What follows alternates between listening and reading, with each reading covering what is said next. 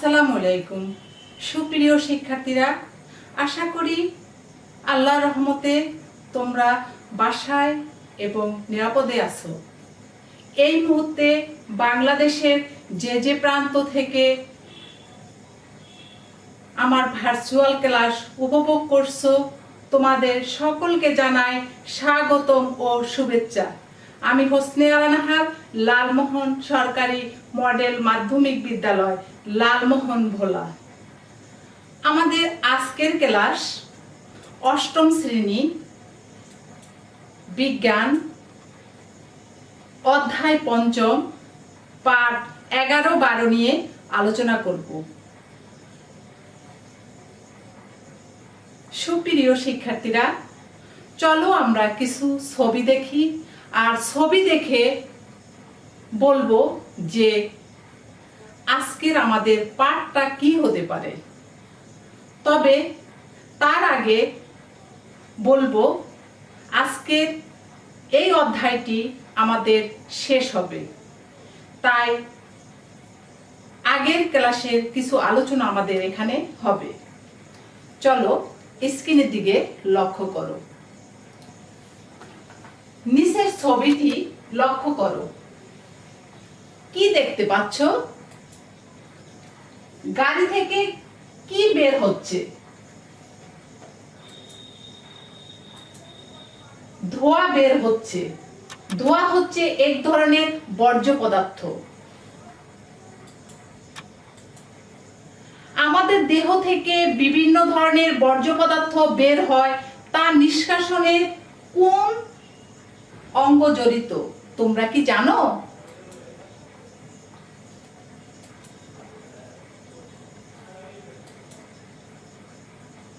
দেখো, গাড়ি থেকে ধোঁয়া বের হচ্ছে। সুপ্রিয় শিক্ষার্থীরা, ছবিগুলো লক্ষ্য করো। ছবিগুলো দেখে কি তোমরা চিনো? এই অঙ্গগুলো কি অঙ্গ নামে পরিচিত? তোমরা কি বলতে পারবে? হ্যাঁ, বলতে পারবে। এই অঙ্গগুলোকে আমরা রেশন অঙ্গ বা রেশন বলি।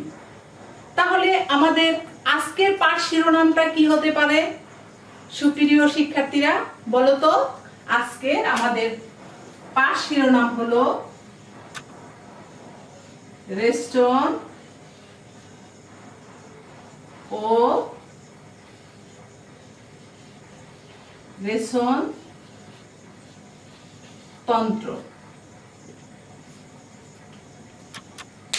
তাহলে আমাদের পাঠ শিরোনামটা শেষ হয়ে গেল।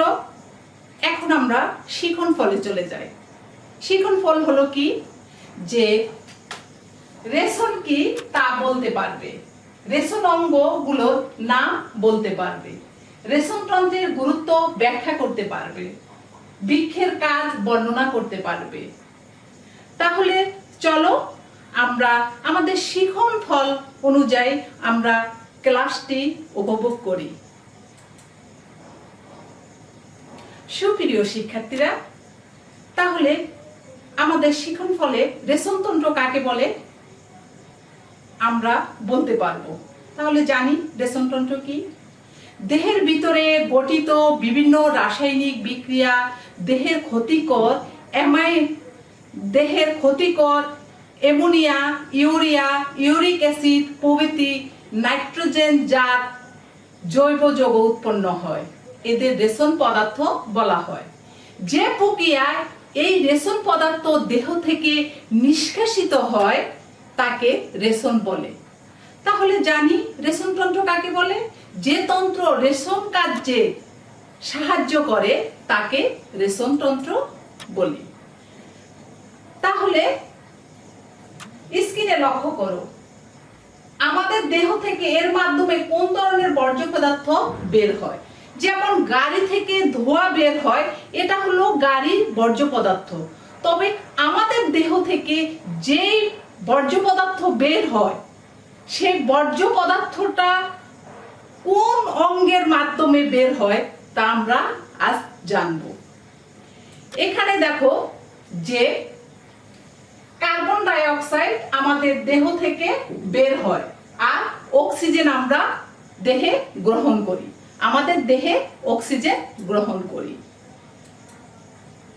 এখন এই বিপাকের ফলে সৃষ্ট বর্জ্য যেমন কার্বন ডাই অক্সাইড নিষ্কাশনের মাধ্যমে দেহের বাহিরে বের হয়। কিভাবে নিশ্চিত হব যে উক্ত বর্জ্য পদার্থ কার্বন ডাই অক্সাইড? কারণ কার্বন ডাই অক্সাইড চুনের পানিকে ঘোলা করে। এইভাবে আমরা বুঝি যে বর্জ্য পদার্থ হলো আমাদের কার্বন ডাই অক্সাইড। সুপ্রিয় শিক্ষার্থীরা, আমরা নাক দিয়ে বাতাস নেই এবং ছাড়ি, অতি গরমে গা ঘামে। এগুলো কি? এগুলো হচ্ছে রেশন পদার্থ।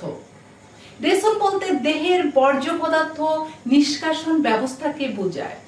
বিপাকের ফলে কার্বন ডাই অক্সাইড, ইউরিয়া প্রভৃতি দূষিত পদার্থ দেহে প্রস্তুত হয়। সেগুলো আমাদের অঙ্গের 3টি অঙ্গের ভিতর দিয়ে দূষিত পদার্থ নিষ্কাশিত হয়। সেগুলো হলো কি? যে একটা হলো বৃক্ক, অপরটি হলো ত্বক, আর তারপরে হলো ফুসফুস। এই 3টি অঙ্গের মাধ্যমে আমাদের দূষিত পদার্থ নিষ্কাশিত হয়। তাহলে এখন লক্ষ্য করো, ছবিতে কি দেখছো?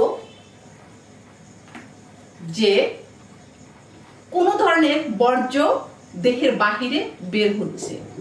উদাহরণস্বরূপ হতে পারে আমি তোমাদের ক্লাস নিচ্ছি, আমাকে প্রচুর ঘামাচ্ছে, এখন ফ্যান বন্ধ, আমি তোমাদের যেন শব্দ না হয়, তোমরা যেন আমার ক্লাসটা সহজে বুঝতে পারো, এই জন্য আমি ফ্যান বন্ধ করে দিয়েছি। আমাকে ঘামাচ্ছে, এই যে আমাকে ঘামাচ্ছে, এটা আমার বর্জ্য পদার্থ বের হচ্ছে। কোথা থেকে? আমার দেহ থেকে। বিপাকের ফলে সৃষ্ট বর্জ্য লবণ জাতীয় ক্ষতিকর পদার্থ চর্মের মাধ্যমে দেহের বাহিরে বের হয়। এখন স্ক্রিনে লক্ষ্য করো, এখানে যে ত্বক দেখতে পাচ্ছ, তারপরে এখানে যে ত্বকটাকে এইভাবে যখন অনুবীক্ষণ যন্ত্রের মাধ্যমে দেখা হয়, তখন এই যে আমাদের লোমকূপগুলো, ত্বকের ক্ষুদ্র ক্ষুদ্র ছিদ্রগুলোকে লোমকূপ বলা হয়। সেই লোমকূপগুলো দেখা যাচ্ছে। সুপ্রিয় শিক্ষার্থীরা, তোমরা কি দেখতে পাচ্ছ? হ্যাঁ, দেখতে পাচ্ছ। ঘামে সাধারণত পানির সাথে লবণ ও সামান্য কার্বন ডাই অক্সাইড এবং ক্ষতিকর পদার্থ থাকে। তাহলে ঘামের সাথে কি থাকে? কার্বন ডাই অক্সাইড, আর সাধারণত পানির সাথে লবণ ও থাকে। এখন ঘাম হলো কি? আমরা জানি যে মানব দেহে বাহিরের আবরণে চর্ম বা ত্বকের অসংখ্য ক্ষুদ্র ক্ষুদ্র ছিদ্র থাকে। এগুলো হলো লোমকূপ। এই সকল লোমকূপ দিয়ে ঘাম বের হয়। এই ঘামে সাধারণত পানির সাথে লবণ, সামান্য কার্বন ডাই অক্সাইড, অন্যান্য ক্ষতিকর অপ্রয়োজনীয় পদার্থ থাকে। চিত্রে কি দেখতে পাচ্ছ? এখন তোমরা চিত্র দেখেই বুঝতে পারবে যে এটা রেশনতন্ত্র। এই রেশনতন্ত্রের ভিতর থেকে আমাদের বর্জ্য পদার্থ বাহির হয়। কিভাবে বাহির হয়? যে এই তন্ত্রের মাধ্যমে কোন ধরনের বর্জ্য পদার্থ বের হয়? এর মাধ্যমে দেহের 80% নাইট্রোজেন গঠিত বর্জ্য বা মূত্র বের হয়। প্রধান রেশন অঙ্গ হলো বৃক্ক ও কিডনি। এখন চিত্রে লক্ষ্য করো, এগুলো কি? এগুলো রেশন অঙ্গ। পানি, কার্বন ডাই অক্সাইড, ইউরিয়া প্রভৃতি বর্জ্য প্রধানত নিঃশ্বাস, বায়ু, ঘাম ও মূত্রের সাথে বের হয়। এই সকল বর্জ্য পদার্থ। এখন রেশনতন্ত্রে যা যা নিয়ে গঠিত তা হলো কি কি? আমরা জানি কি দিয়ে রেশন তন্ত্রটা গঠিত, সেটা হলো যে ইউরেটার,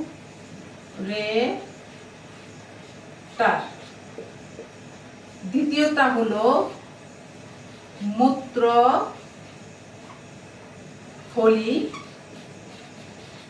তৃতীয়টি হলো যে মূত্রনালী, তারপরে আছে বৃক্ষ। সুপ্রিয় শিক্ষার্থীরা, তাহলে রেশন তন্ত্র যা যা নিয়ে গঠিত তা হলো কি, যে ইউরেটার, মূত্রথলি, মূত্রনালী, বৃক্ষ, এগুলো। তাহলে বৃক্ষ সম্পর্কে আমরা আরো কিছু তথ্য জেনে নিই। শিক্ষার্থীরা, বৃক্ষ সম্পর্কে আমরা আরো কিছু তথ্য জেনে নিই। বৃক্ষকে মূত্র তৈরির কারখানা হিসাবে অভিহিত করা হয়। দেহের পিছনের দিকে মেরুদণ্ডের দুই পাশে দুটি বৃক্ষ থাকে। বৃক্ষ ছাঁকনির মতো কাজ করে। মূত্রের মাধ্যমে শতকরা 80% নাইট্রোজেন গঠিত বর্জ্য পদার্থ বের হয়ে যায়, এই দেহকে সুস্থ রাখে। তাই বৃক্ষকে রেশনতন্ত্রের প্রধান অঙ্গ হিসাবে বিবেচনা করা হয়। তাহলে আমরা এই বৃক্ষ সম্পর্কে নতুন কিছু তথ্য জানলাম।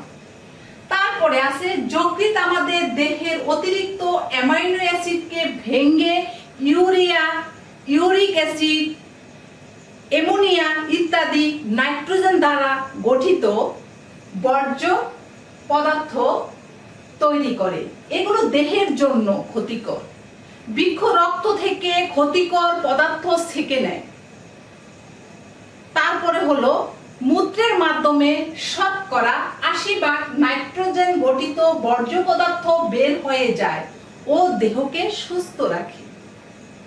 তাই বৃক্ষকে রেশনতন্ত্রের প্রধান অঙ্গ হিসাবে বিবেচনা করা হয়। এখন স্ক্রিনে লক্ষ্য করো। প্রথমে প্রধান রেশন অঙ্গ বৃক্ষের বিভিন্ন অংশ কি কি আছে আমরা লক্ষ্য করি। এটা দেখো, প্রথমে দুটি কিডনি বা বৃক্ষ দেওয়া আছে, তারপরে দেওয়া আছে যে ইউরেটার, মানে নালীর মতো যে অংশটুকু দেওয়া আছে এটাকে ইউরেটার বলা হয়। আর এই দুই পাশে, ডান পাশে বাম পাশে দুইটা বৃক্ষ থাকে বা আমাদের কিডনি থাকে। তোমরা সহজে কিডনিটার নাম শুনেছো। তাহলে দেখো, নিচে আছে একটি মূত্রথলি, মানে যেখানে আমাদের মূত্র জমা হয় সেই থলিটাকে বলা হয় মূত্রথলি। তারপরে দেখো, এখানে নালীর মতো একটি অংশ দেখা যায়, সেটা হলো মূত্রনালী।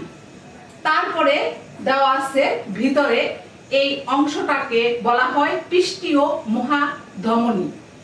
এই বৃক্ষের সাথে বা কিডনির সাথে যে লাল রঙের অংশটুকু দেখা যায় সেটা হলো বৃক্ষীয় ধমনী, আর নীল রঙের যেটা বৃক্ষীয় শিরা।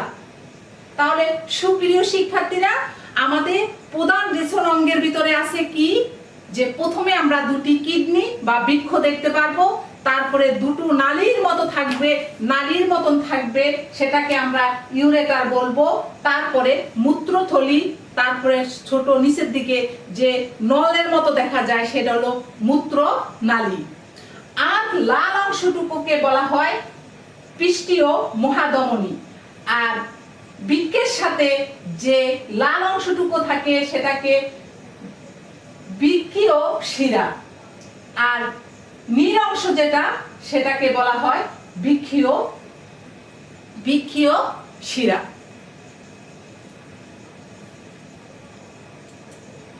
লক্ষ্য করো, স্ক্রিনে লক্ষ্য করো যে যকৃৎ, এই অংশটাকে কি যকৃৎ, যে যকৃৎ অ্যামাইনো অ্যাসিডকে ভেঙে ইউরিয়া, ইউরিক অ্যাসিড, অ্যামোনিয়া ইত্যাদি নাইট্রোজেন গঠিত বর্জ্য তৈরি করে। এখন আর কি কি করে, মানব দেহে এদের এই তন্ত্রটিকে উক্ত বর্জ্য অপসারণের ভূমিকা পালন করে। এখন দেখো এখানে এই চিত্রটা কিসের চিত্র দেওয়া আছে? এটা একটি বৃক্ষ বা কিডনির চিত্র দেওয়া আছে। তবে এই বৃক্ষ বা কিডনিকে আমরা কিসের সাথে তুলনা করি? এক হলো ছাঁকনির সাথে তুলনা করি, অন্যটি হলো পাইপের সাথে তুলনা করি, আরেকটি হলো বেলুনের সাথে তুলনা করি। তাহলে সুপ্রিয়ার্থীরা, আমাদের ক্লাসটা শেষ পর্যায়ে চলে আসছে। এখন আমরা যে অধ্যায়টি আজ আমাদের শেষ হলো, সেই অধ্যায় কিছু নতুন শব্দ আমরা জেনেছি, নতুন শব্দ আমরা পেয়েছি। সেই শব্দগুলো কি আমরা একটু দেখি। যে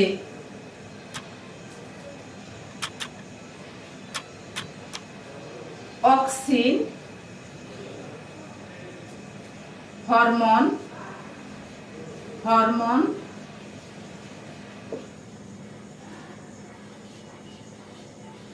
জিব্রে,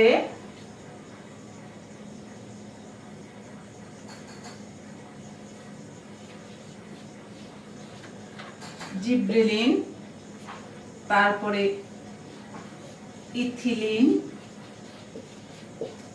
তারপরে সাইটো,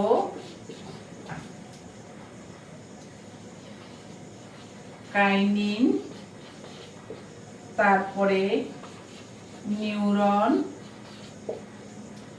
তারপরে একজন, তারপরে ডেনড্রন, তারপরে গুরু মস্তিষ্ক, মস্তিষ্ক, তারপরে ধূসর, ধূসর পদার্থ, পদার্থ, শ্বেত পদার্থ, পদার্থ ইত্যাদি ইত্যাদি। সুপ্রিয় শিক্ষার্থীরা, তাহলে আমাদের নতুন শব্দগুলো কি হলো দেখো, লক্ষ্য করো।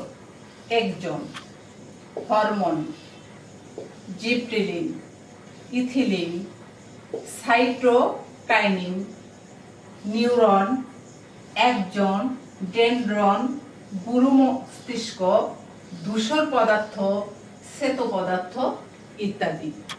এই অধ্যায় আমরা এগুলো নতুন শব্দ পেয়েছি। তাহলে আমাদের ক্লাস যেমন শেষ পর্যায়ে চলে আসছে, এখন তোমাদের একটু মূল্যায়ন করি।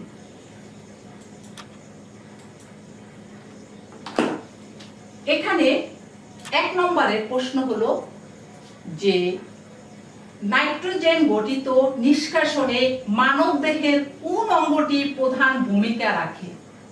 সুপ্রিয় শিক্ষার্থীরা, নৈর্ব্যক্তিক প্রশ্ন। কি ত্বক, নাকি বৃক্ষ, না ফুসফুস? কোন অঙ্গটি সবচেয়ে বড় ভূমিকা রাখে? সেটা হলো কি বৃক্ষ। দ্বিতীয় প্রশ্নটি হলো নিঃশ্বাসে বায়ুতে কার্বন ডাই অক্সাইডের পরিমাণ কত? 4%, 10%, নাকি 50%, নাকি 100%? দেখি আমরা 4%।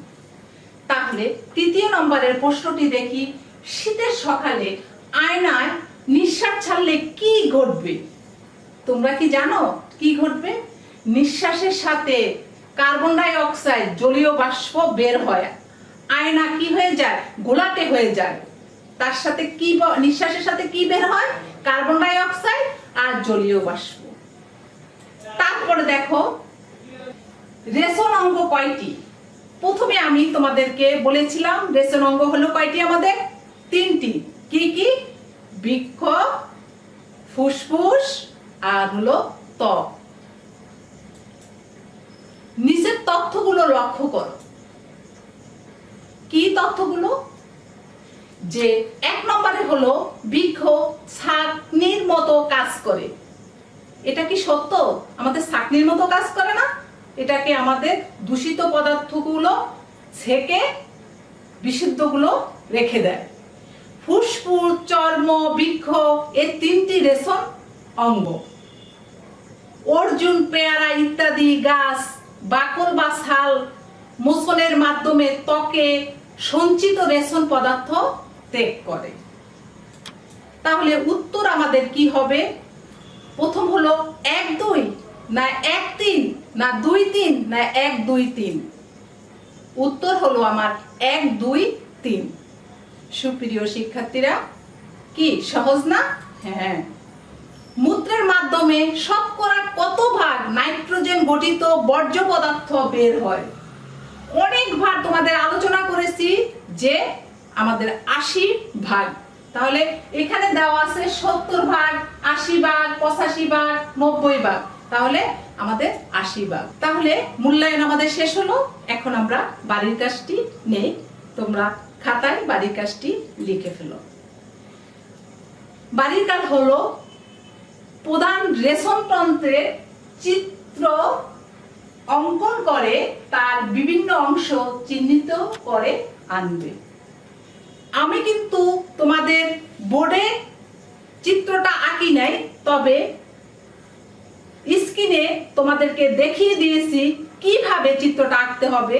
প্রথম আমরা দুপাশে দুটো কিডনির ছবি আঁকলাম, তারপরে কোন অংশটুকু আঁকলাম যে ইউরেটার আঁকলাম, তারপরে মূত্রথলি আঁকলাম, তারপরে আঁকলাম মূত্রনালী, তারপরে কি পৃষ্ঠদেশীয় ধমনী, পৃষ্ঠদেশীয় শিরা এগুলো আঁকলাম। তাহলে তোমরা সেভাবে এঁকে নিয়ে আসবে। সুপ্রিয় শিক্ষার্থীরা, আজকে এখানে শেষ করছি। তোমাদের সকলের সুস্বাস্থ্য কামনা করে আজকের ক্লাসটি এখানে শেষ করলাম। আল্লাহ হাফেজ।